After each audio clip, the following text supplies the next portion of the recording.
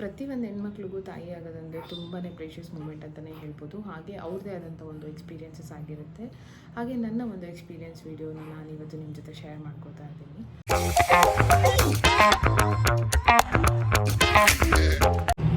Hi hello friends, welcome back to my channel. So ಇವತ್ತಿನ blog already ಗೊತ್ತೇ ಇರುತ್ತೆ ಎಲ್ಲರಿಗೂ, ನಾನು ಏನ್ರ ಬಗ್ಗೆ ಡಿಸ್ಕಸ್ ಮಾಡ್ತಾ ಇದ್ದೀನಿ ಅಂತ.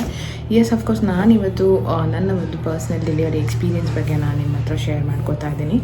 ಸೊ ಪ್ರತಿಯೊಂದು ಹೆಣ್ಮಕ್ಳಿಗೂ ಇದೊಂದು ಇಂಪಾರ್ಟೆಂಟ್ ಫೇಸ್ ಅಂತಲೇ ಹೇಳ್ಬೋದು. ಹಾಗೆ ಅವ್ರದ್ದೇ ಆದಂಥ ಎಕ್ಸ್ಪೀರಿಯೆನ್ಸಸ್ ಅವ್ರಿಗೆ ಆಗಿರುತ್ತೆ. ಹಾಗೆ ನನ್ನದೊಂದು ಎಕ್ಸ್ಪೀರಿಯೆನ್ಸ್ನ ನಾನು ನಿಮ್ಮ ಜೊತೆ ಶೇರ್ ಮಾಡ್ಕೋತಾ ಇದ್ದೀನಿ. ಎಸ್, ನನ್ನ ಆಗಿದ್ದು ಬಂದು ಕ್ಲೌಡ್9 ಹಾಸ್ಪಿಟಲಲ್ಲಿ ಆ್ಯಂಡ್ ನಂದು ನಾರ್ಮಲ್ ಡೆಲಿವರಿ. ಹಾಗೆ ನನ್ನ ಅಡ್ಮಿಷನ್ ಬಂದುಬಿಟ್ಟು ನಾನು 7th of August by 11:30 in the night ನಾನು ಅಡ್ಮಿಟ್ ಆಗಿದ್ದು. ಸಡನ್ನಾಗಿ ಹೇಗೆ ನಾನು ಅಡ್ಮಿಟ್ ಆದೆ ಅಂತ ಅಂದರೆ, ನನಗೆ 3 ಡೇಸಿಂದ ಆಲ್ಮೋಸ್ಟ್ ಬ್ಯಾಕ್ ಪೇಯ್ನ್ ಇತ್ತು, ಬ್ಯಾಕ್ ಪೇಯ್ನ್ ಬರ್ತಿತ್ತು, ಹಾಗೂ ವೈಟ್ ಡಿಸ್ಚಾರ್ಜ್ ಕೂಡ ಆಗ್ತಿತ್ತು. ಆ್ಯಂಡ್ ಒಂದು ಇಂಪಾರ್ಟೆಂಟ್ ವಿಷಯ ನಾನು ಶೇರ್ ಮಾಡಬೇಕಂತ ಇದ್ದೀನಿ. ಯಾಕಂತಂದರೆ ನಿಮಗೆ 9th ಮಂತ್ ಬಿದ್ದಿದ ತಕ್ಷಣ ದಯವಿಟ್ಟು ಬೇಬಿದು ಮೂಮೆಂಟ್ಸ್ನ ಕೌಂಟ್ ಮಾಡ್ಕೊಳ್ಳಿ. ಹಾಗೆ ವೈಟ್ ಡಿಸ್ಚಾರ್ಜ್ ಆದರೆ ಅಥವಾ ವಾಟರ್ ಬ್ರೇಕ್ ಆದರೆ ಇಮಿಡಿಯೇಟಾಗಿ ಹಾಸ್ಪಿಟಲ್ಗೆ ಹೋಗಿ ಯಾವುದೇ ರೀತಿ ನೆಗ್ಲೆಕ್ಟ್ ಮಾಡಬೇಡಿ. ಆ್ಯಂಡ್ ಡಾಕ್ಟರ್ಸ್ ಕೂಡ ನಿಮ್ಗೆ ಹೇಳ್ತಾರೆ 9th ಮಂತಲ್ಲಿ ನೀವು ಆದಷ್ಟು ಬೇಬಿ ಮೂಮೆಂಟ್ಸ್ನ ಕೌಂಟ್ ಮಾಡಬೇಕಂತ. ಎಸ್, ಲಾಸ್ಟ್ ಮಿನಿಟಲ್ಲಿ ನನಗೂ ಕೂಡ ಅದೇನೇ ಆಗಿದ್ದು. ನಾನು 6th of August ನಾನು ಚೆಕಪ್ಗೆ ಹೋಗ್ಬಿಟ್ಟು ಬಂದೆ. ಚೆಕಪ್ಗೆ ಹೋಗಿ ಬಂದಾಗ ಡಾಕ್ಟರ್ ನನಗೆ ಬೇಬಿ ಪೊಸಿಷನ್ ಬಂದಿಲ್ಲ, ನಾವು ವೆಯ್ಟ್ ಮಾಡೋಣ, ಇನ್ನೂ 1 ವೀಕ್ ವೆಯ್ಟ್ ಮಾಡೋಣ, ಯಾಕಂದರೆ ನಂದು ಡ್ಯೂ ಡೇಟ್ ಇದ್ದಿದ್ದು ಬಂದು August 23rd. And 1 weak weight ಮಾಡೋಣ, ಅಕಸ್ಮಾತ್ ಏನಾದರೂ 1 ವೀಕಲ್ಲಿ ಪೇಯ್ನ್ ಬಂದಿಲ್ಲ ಅಂದರೆ ನಾನು ಅಡ್ಮಿಟ್ ಮಾಡಿಸ್ಕೊಂಡು ಇಂಡ್ಯೂಸ್ ಮಾಡ್ತೀನಿ ಅಂತ ಅಂದರು. ಸೊ ಇಂಡ್ಯೂಸ್ ಅಂದರೆ ನಿಮಗೆ ಜೆಲ್ ಅಥವಾ ಇಂಜೆಕ್ಷನ್ಸ್ ಕೊಡ್ತಾರೆ ಪೇಯ್ನ್ ಬರೋದಕ್ಕೋಸ್ಕರ, ಆ ಥರ ಮಾಡ್ತೀನಿ ಅಂತ ಅಂದರು. ಅದಕ್ಕೆ ನಾನು ಪೇಯ್ನ್ ಬಂದಾಗ ಬರ್ತೀನಿ ಅಂದ್ಬಿಟ್ಟು ನಾನು ಮನೆಗೆ ವಾಪಸ್ ಬಂದೆ. ಆದರೆ ಅವತ್ತು ನೈಟ್ ಫುಲ್ ನನಗೆ ಬ್ಯಾಕ್ ಪೇಯ್ನ್ ಇತ್ತು, ಹಾಗೆ ವೈಟ್ ಡಿಸ್ಚಾರ್ಜ್ ಕೂಡ ಆಗ್ತಿತ್ತು. ನಾನು ಡಾಕ್ಟರ್ನ ಕಾಂಟ್ಯಾಕ್ಟ್ ಮಾಡಿದೆ, ರೆಗ್ಯುಲರಾಗಿ ಫಾಲೋಅಪ್ ಕೂಡ ಮಾಡಿದೆ. ಆ್ಯಂಡ್ ನೆಕ್ಸ್ಟ್ ಡೇ ಮಾರ್ನಿಂಗ್ ನಾನು ನಾರ್ಮಲಾಗೇ ಇದ್ದೆ, ಯಾವುದೇ ರೀತಿ ನನಗೆ ಬ್ಯಾಕ್ ಪೇಯ್ನ್ ಇರಲಿಲ್ಲ ಆ್ಯಂಡ್ ನಾರ್ಮಲಾಗೇ ಇದ್ದೆ. ಆದರೆ ಅವತ್ತು ನಿಮಗೆ ಗೊತ್ತಲ್ಲ, ಫೆಸ್ಟಿವಲ್ ಸೀಸನ್ ಆಗಿರೋದ್ರಿಂದ ಮನೆ ಸ್ವಲ್ಪ ಡೀಪ್ ಕ್ಲೀನ್ ಆಗ್ತಿತ್ತು. ನಾನು ಕೂಡ ಪಾರ್ಟಿಸಿಪೇಟ್ ಮಾಡಿ ಮನೆ ಸ್ವಲ್ಪ ಕ್ಲೀನಿಂಗ್ ಎಲ್ಲ ಮಾಡ್ತಾಯಿದ್ವಿ. ಇದರಲ್ಲಿ ಬ್ಯುಸಿ ಸ್ಕೆಡ್ಯೂಲಲ್ಲಿ ನಾನು ಬೇಬಿ ಮೂಮೆಂಟ್ಸ್ನ ಕೌಂಟ್ ಮಾಡಿರಲಿಲ್ಲ. ಆ್ಯಂಡ್ ಮಧ್ಯಾಹ್ನದಿಂದ ನನಗೆ ಬೇಬಿ ಮೂಮೆಂಟ್ಸ್ ಗೊತ್ತಾಗಿಲ್ಲ. ಆದರೆ ನಾನು ಅಬ್ಸರ್ವ್ ಮಾಡಿದ್ದು, ನನಗೆ ಅದು ಗೊತ್ತಾಗಿದ್ದು ಬಂದುಬಿಟ್ಟು ಈವ್ನಿಂಗ್ ಅರೌಂಡ್ 8 o'clock ನಾನು ಫ್ರೆಶ್ ಅಪ್ ಆಗಿ ಬಂದಾಗ ನನಗೆ ಅನ್ನಿಸ್ತು ಅದು ಒಂಥರ ಬಾಡಿ ಅನ್ಕಂಫರ್ಟಬಲ್ ಇತ್ತು. ಆ್ಯಂಡ್ ಮಧ್ಯಾಹ್ನ ಎಲ್ಲ ಬೇಬಿ ಮೂಮೆಂಟ್ಸ್ ಬೇರೆ ಇಲ್ವಲ್ಲ ಅಂತ.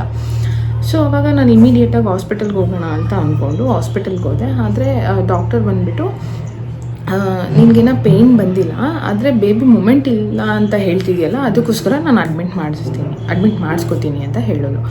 ಓಕೆ, ನಾನು ಮತ್ತೆ ಮನೆಗೆ ಬಂದೆ. ನಾನು ಆಲ್ರೆಡಿ ನಾನು 9th ಮಂತ್ ಬಿದ್ದು 1 ವೀಕಿಗೆಲ್ಲ ನಾನು ಹಾಸ್ಪಿಟಲ್ ಬ್ಯಾಗೆಲ್ಲ ರೆಡಿ ಮಾಡಿ ಇಟ್ಬಿಟ್ಟಿದ್ದೆ, ಪ್ಯಾಕಿಂಗ್ ಎಲ್ಲ ಮಾಡಿಟ್ಬಿಟ್ಟಿದ್ದೆ. ಬಂದು ನಾನು ಡಿನ್ನರ್ ಎಲ್ಲ ಮಾಡಿ ನಾನು ಬ್ಯಾಗ್ ಎತ್ಕೊಂಡು ಹಾಸ್ಪಿಟಲ್ಗೆ ಹೋಗಿ 11:30 ನಾನು ಅಡ್ಮಿಟ್ ಆಗಿದ್ದು.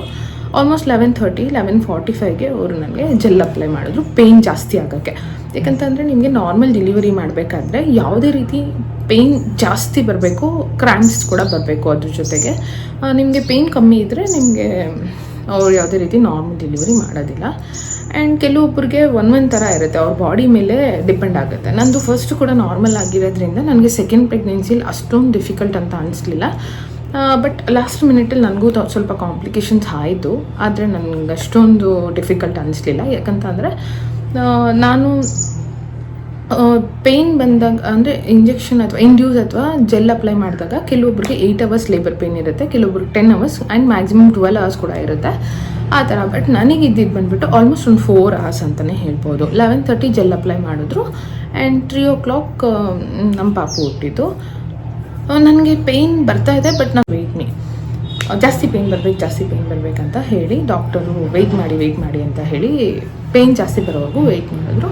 And end of the day ನನಗೆ ಜಾಸ್ತಿ ಪೇಯ್ನ್ ಬಂದುಬಿಟ್ಟು 2 o'clock ತುಂಬ ಪೇಯ್ನ್ ಸ್ಟಾರ್ಟ್ ಆಯಿತು. 2 o'clock ಪೇಯ್ನ್ ಸ್ಟಾರ್ಟ್ ಆಯಿತು ಆ್ಯಂಡ್ 2:45, 2:50ಗೆ ಬೇಬಿ ಪುಷ್ ಆಗೋ ಥರ ಅನಿಸ್ತು. ನಾನು ಅವ್ರಿಗೆ ಹೇಳಿದೆ ಆ್ಯಂಡ್ ನನ್ನ ಡೆಲಿವರಿ ಇವತ್ತು ಬಂದುಬಿಟ್ಟು ನಾನು ಬ್ಲಾಗ್ ಸ್ಟಾರ್ಟ್ ಮಾಡಿರೋದು 7th of August around 11 o'clock 8 minutes. ನಾನಿವಾಗ ನನಗೆ ಡೆಲಿವರಿ ಪೇಯ್ನ್ ಬಂದು ನಾನು ಹಾಸ್ಪಿಟಲ್ ಅಡ್ಮಿಟ್ ಆಗಿದ್ದೀನಿ. ಸೊ ನನ್ನ ಲೇಬರ್ ವಾರ್ಡಲ್ಲಿದ್ದೀನಿ ಆಲ್ರೆಡಿ. ಆ್ಯಂಡ್ ಇದೊಂದು ತುಂಬ ಎಮೋಷ್ನಲ್ ಫೀಲಿಂಗ್ ಅಂತಲೇ ಹೇಳ್ಬೋದು. ಈಗಷ್ಟೇ ನೆಕ್ಸ್ಟ್ ವಾರ್ಡಲ್ಲಿ ನನ್ನ ಬೇಬಿ ಕೂಡ ಆಯಿತು. ಆ್ಯಂಡ್ ಒಂದು ಕಡೆ ನನಗೆ ತುಂಬಾ ಎಮೋಷನ್ಸ್ ಹಾಗೂ ಒಂದು ಕಡೆ ತುಂಬ ಭಯ ಕೂಡ ಇದೆ. ಸೊ ಬ್ಯಾಕ್ಗ್ರೌಂಡಲ್ಲಿ ನನ್ನ ಬೇಬಿ ಹಾರ್ಟ್ ಬೀಟ್ ಕೂಡ ನೀವು ಕೇಳಿಸ್ಕೊತಾ ಇದ್ದೀರಾ ಅಂತ ಅಂದ್ಕೊಳ್ತೀನಿ. ಸೊ ಮುಂದೆ ಯಾವಾಗ ಬೇಬಿ ಆಗುತ್ತೆ ಯಾವ ಟೈಮಲ್ಲಿ ಅಂತ ಎಲ್ಲ ನಾನು ಇನ್ ಡೀಟೇಲಾಗಿ ನಿಮಗೆ ಬ್ಲಾಗ್ ಮಾಡಿ ಅಪ್ಡೇಟ್ ಮಾಡ್ತೀನಿ guys. Stay tune. Bye. Hi hello friends, ಇದು ನೆನ್ನೆಯ ವಿಡಿಯೋ ಕಂಟಿನ್ಯೂಷನ್ ಆಗಿರುತ್ತೆ. ಸೊ ನಾನು ನಿನ್ನೆ ನಿಮಗೆಲ್ಲ ಲೇಬರ್ ರೂಮಲ್ಲಿ ಅಡ್ಮಿಟ್ ಆದಾಗ ನಾನು ವಿಡಿಯೋ ಮಾಡಿದ್ದು. ಸೊ ನನ್ನ ಎಕ್ಸ್ಪೀರಿಯೆನ್ಸ್ ತುಂಬಾ ಚೆನ್ನಾಗಿತ್ತು ಹಾಸ್ಪಿಟಲಲ್ಲಿ. ಆ್ಯಂಡ್ ಇದೊಂದು ಎಲ್ಲ ಪೇರೆಂಟ್ಸ್ಗೂ ಒಂದು ಎಮೋಷ್ನಲ್ ಫೀಲಿಂಗ್ ಅಂತಲೇ ಹೇಳ್ಬೋದು. ಸೊ ನಾನು ತುಂಬಾ ಹ್ಯಾಪಿಯಾಗಿದ್ದೀನಿ. ಆ್ಯಂಡ್ ಬೇಬಿ ಕೂಡ ತುಂಬ ಹೆಲ್ದಿಯಾಗಿದೆ, ಹಾಗೆ ನಾನು ಕೂಡ ತುಂಬ ಹೆಲ್ದಿಯಾಗಿದ್ದೀನಿ. ಹಾಗೆ ನೋಡಿ, ಇನ್ನು ನನ್ನ ಚಾನಲ್ಗೆ ಯಾರ್ಯಾರು ಸಬ್ಸ್ಕ್ರೈಬ್ ಆಗಿಲ್ಲ ದಯವಿಟ್ಟು ಸಬ್ಸ್ಕ್ರೈಬ್ ಮಾಡ್ಕೊಳ್ಳಿ. ಹಾಗೆ ನಿಮಗೆ ಹೊಸ ಹೊಸ ವ್ಲಾಗ್ಸ್ನ ಕೂಡ ಗೋಯಿಂಗ್ ಫಾರ್ವರ್ಡ್ ನಾನು ಅಪ್ಲೋಡ್ ಮಾಡ್ತೀನಿ. ನಿಮಗೆ ಯಾವ ಥರ ವ್ಲಾಗ್ಸ್ ಬೇಕಂತ ಅಂದರೆ ನಂಗೆ ದಯವಿಟ್ಟು ಕಮೆಂಟ್ಸ್ ಮೂಲಕ ತಿಳಿಸ್ಕೊಡಿ. ಹಾಗೆ ನಾನು ನನ್ನ ಡೆಲಿವರಿ ಕಂಪ್ಲೀಟ್ ವ್ಲಾಗ್ನ ಅಪ್ಲೋಡ್ ಮಾಡ್ತೀನಿ. ಹಾಗೆ ನನ್ನ ಬೇಬಿ ಬಗ್ಗೆ ಹಾಗೆ ನಾನು ವೀಡಿಯೋ ಮಾಡ್ತಾ ಇರೋದು ಬಂದುಬಿಟ್ಟು ಹಾಸ್ಪಿಟ್ಲಿಂದ.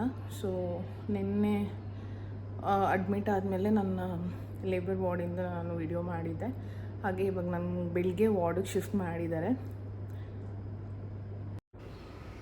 ಎಸ್ ಗೈಸ್, ಇದು ನಾವಿದ್ದಂಥ ವಾರ್ಡು ತುಂಬಾ ಹೈಜೀನ್ ಹಾಗೂ ತುಂಬಾ ಚೆನ್ನಾಗಿದೆ ಅಂತಲೇ ಹೇಳ್ಬೋದು.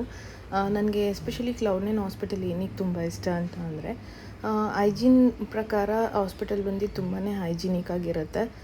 ಹಾಗೂ ಬೇಬಿಗೂ ಅಷ್ಟೇ ತುಂಬ ಚೆನ್ನಾಗಿ ಕೇರ್ ಮಾಡ್ತಾರೆ. ಮದರ್ಗಾಗಲಿ ತುಂಬ ಚೆನ್ನಾಗಿ ಕೇರ್ ಮಾಡ್ತಾರೆ. ನಾನು ಇದನ್ನು ಏನಕ್ಕೆ ಹೇಳ್ತಾ ಇದ್ದೀನಿ ಅಂದರೆ ನನ್ನ ಫಸ್ಟ್ ಡೆಲಿವರಿ ಎಕ್ಸ್ಪೀರಿಯೆನ್ಸ್ನ ಕಂಪೇರ್ ಮಾಡಿ ಹೇಳ್ತಾ ಇದ್ದೀನಿ. ಹಾಯ್ ಗೈಸ್, ನೋಡಿದ್ರಲ್ಲ ನನ್ನ ಒಂದು ಡೆಲಿವರಿ ಜರ್ನಿ ಯಾವ ಥರ ಇತ್ತು ಅಂತ. ಸೊ ಇದೊಂದು ಬ್ಯೂಟಿಫುಲ್ ಜರ್ನಿ ಅಂತಲೇ ಹೇಳ್ಬೋದು. ಹಾಗೆ ಪೋಸ್ಟ್ ಡೆಲಿವರಿ ಆದಮೇಲೆ ಡಾಕ್ಟರ್ಸ್ ಅಥವಾ ಸಿಸ್ಟರ್ಸ್ ಅಥವಾ ತುಂಬ ಸಪೋರ್ಟ್ ಮಾಡಿದ್ರು. ಹಾಗೆ ಲೇಬರ್ ವಾರ್ಡಲ್ಲಿ ಕೂಡ ಸಿಸ್ಟರ್ಸ್ ತುಂಬ ಸಪೋರ್ಟಿವ್ ಆಗಿದ್ದರು. ಮತ್ತು ಪೋಸ್ಟ್ ಡೆಲಿವರಿ ಆದಮೇಲೂ ನಿಮಗೆ ಲ್ಯಾಕ್ಟೇಷನ್ ಸೆಷನ್ನು, ನ್ಯೂಟ್ರಿಷನ್ನು ಅಥವಾ ಡಯಟಿಷಿಯನ್ ಸೆಷನ್ಸ್ ತುಂಬಾ ಇರುತ್ತೆ. ಲ್ಯಾಕ್ಟೇಷನ್ ಸೆಷನ್ ತೊಗೊಂಡ್ರೆ ತುಂಬ ಯೂಸ್ಫುಲ್ ನಿಮಗೆ. ಯಾಕಂತ ಅಂದರೆ ಪಾಪುಗೆ ಬ್ರೆಸ್ಟ್ ಫೀಡಿಂಗ್ ಮಾಡಿಸೋದು ಯಾವ ಥರ, ಪೊಸಿಷನ್ಸ್ ಯಾವ ಥರ ಇಟ್ಕೋಬೇಕು ಎಲ್ಲನೂ ಅವ್ರು ಹೇಳ್ಕೊಡ್ತಾರೆ. ಸೊ ಇದಿಷ್ಟಾಗಿತ್ತು ನನ್ನ ಒಂದು ಡೆಲಿವರಿ ಜರ್ನಿ. ಇನ್ನು ನನ್ನ ಚಾನಲ್ಗೆ ಯಾರ್ಯಾರು ಸಬ್ಸ್ಕ್ರೈಬ್ ಆಗಿಲ್ಲ ದಯವಿಟ್ಟು ಸಬ್ಸ್ಕ್ರೈಬ್ ಮಾಡಿಕೊಡಿ. ಹಾಗೂ ಈ ವಿಡಿಯೋ ಇಷ್ಟ ಆದರೆ ಲೈಕ್ ಮಾಡಿ, ಶೇರ್ ಮಾಡಿ, ಕಮೆಂಟ್ ಮಾಡಿ ಅಂತ ಹೇಳ್ತಾ ಮುಂದಿನ ವ್ಲಾಗಲ್ಲಿ ಸಿಗ್ತೀನಿ. Thank you all.